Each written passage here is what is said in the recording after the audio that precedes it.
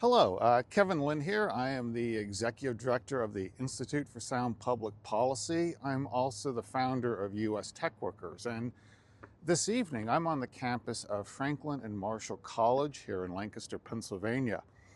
And I typically walk through the college on either a morning or evening walk. It's a lovely campus and here in the city of Lancaster, Pennsylvania. And I was here the other day, and there is a tree here that serves as the community bulletin board. And there are a number of leaflets posted to it regarding refugees and migrants. And it was largely in response to President Trump's orders to cut a lot of funding to these NGOs that have been involved with trafficking migrants into the United States. The Biden administration greatly enhanced, let's say, what can be considered a refugee, and hence hundreds of thousands, millions, we're thinking 10 to 15 million people, came into the country semi-legally over the last 4 years. And so the Trump administration started to put an end to that. And part of that is getting rid of this government funding that has been going to these non-governmental organizations. So I wanted to take a look at the tree with all of you and go through some of the bulletins that were posted there and take a look at them for context as well as accuracy. And I found them to be kind of missing on both those points. So here it is, guys. And then, this one is touching. It says, my mother was an illegal and she worked at a restaurant and I am on an F1 visa without authorization, or as an F1 visa without authorization. Why? Her family was scammed of their life savings during the IMF crisis. Well, let's be very, very clear here. Whether your mom worked or didn't work, the fact is she entered the country illegally, hence breaking the law. She also was breaking the law when she was working here illegally. She had no status. She had no work permit. And, frankly, should we be thanking someone for breaking the law? Yes, I'm sure it's difficult that your mom is in this situation, but no, the United States doesn't owe your mother anything because, frankly, she should not be here to begin with. And fleeing a monetary crisis, I'm sorry, wrong.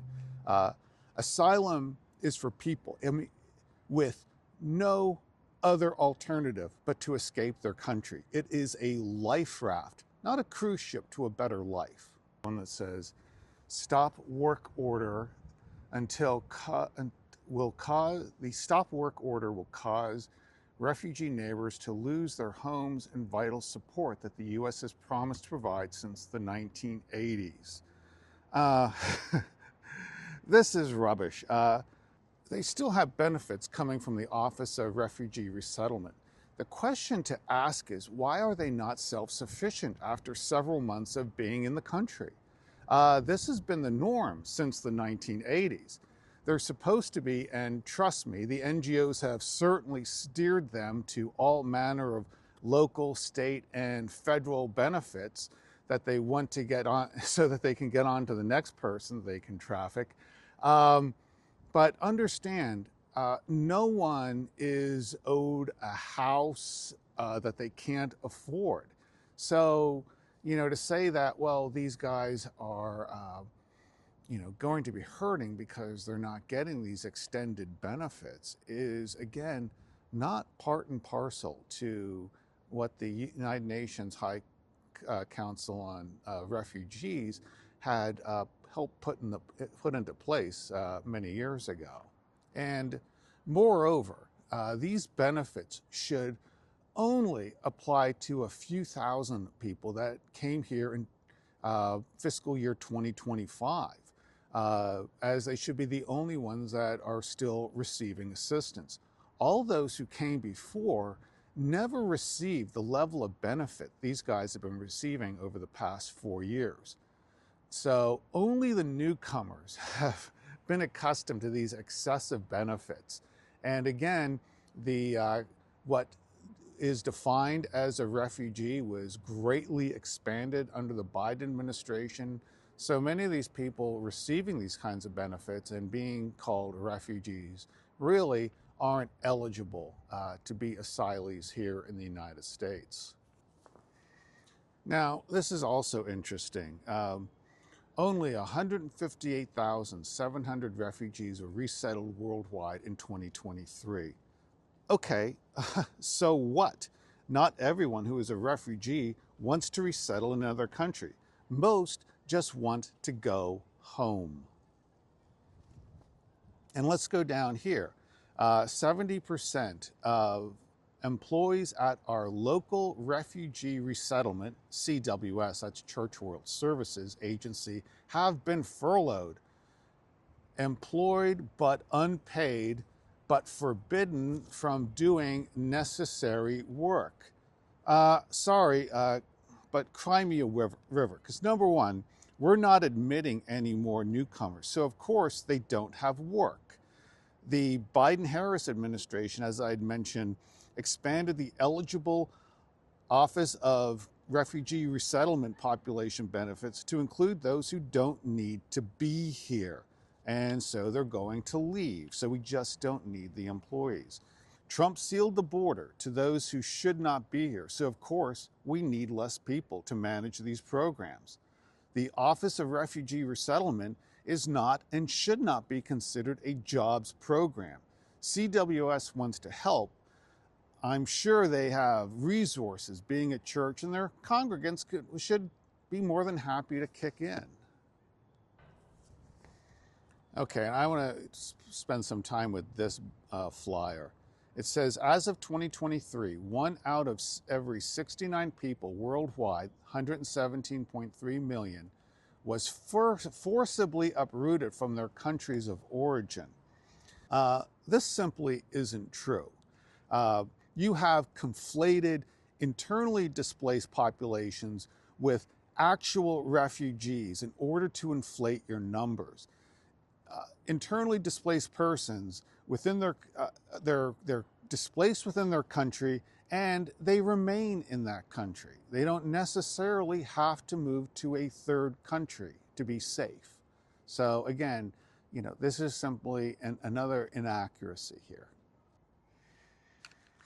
And here we go. And this is another one I want to spend some time on. Refugees strengthen local economies and communities. That's simply not true. Not all refugees are equal. Many recent refugees take much more in government assistance than they actually give back to the economy.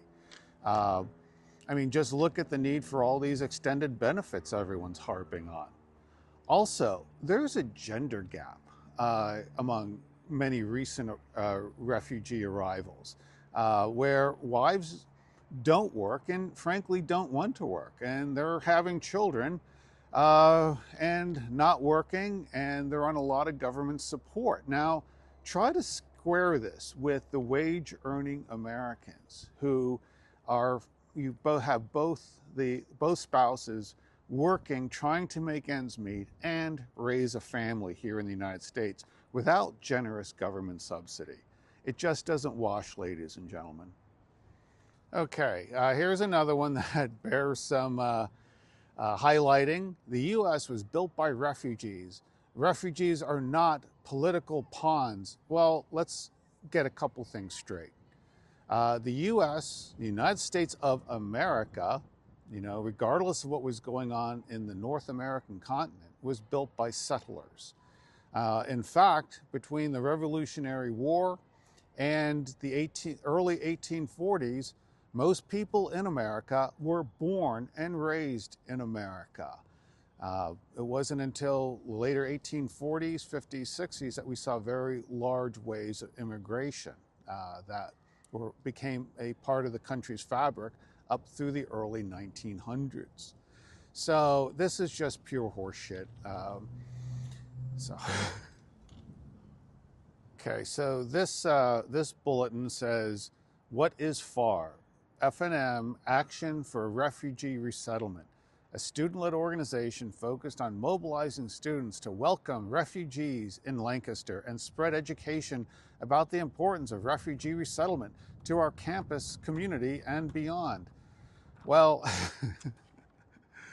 I chuckle at that because none of those the members of the student community are going to deal with the externalities of all of these new arrivals coming here as ostensibly refugees.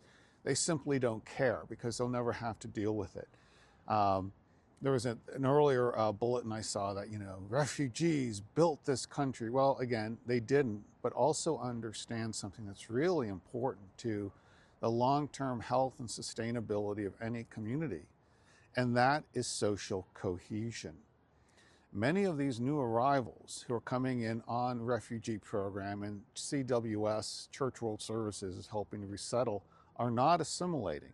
I mean, I invite anyone to attend Open Mosque Friday, where they have attorneys come in from the American Immigration Lawyers Association or the ACLU, and they will literally tell these new arrivals, you don't need to learn English. And in fact, if anyone forces you to learn English, or they try to force you to assimilate, well, you can file a grievance of either a lawsuit or a grievance with your company against them. And then, of course, they're the people that, will come in and flout all the benefits that they can receive here after they are discharged by Church World Services. So, my view on all of this is that a lot of these views of this student group, FAR, are really sophomoric, and they're not helpful in the long term to anyone, the people here of the city of Lancaster or those coming here from outside the United States itself. And another thing I want to talk about. So in the same breath that they're talking about the need to resettle these refugees who are coming from really hard times in desperate straits in foreign countries, they seem to, all of them, have bought off on what I call the invade and invite conundrum, where we invade a country and then we invite the people that are displaced to come to the United States as kind of a consolation prize.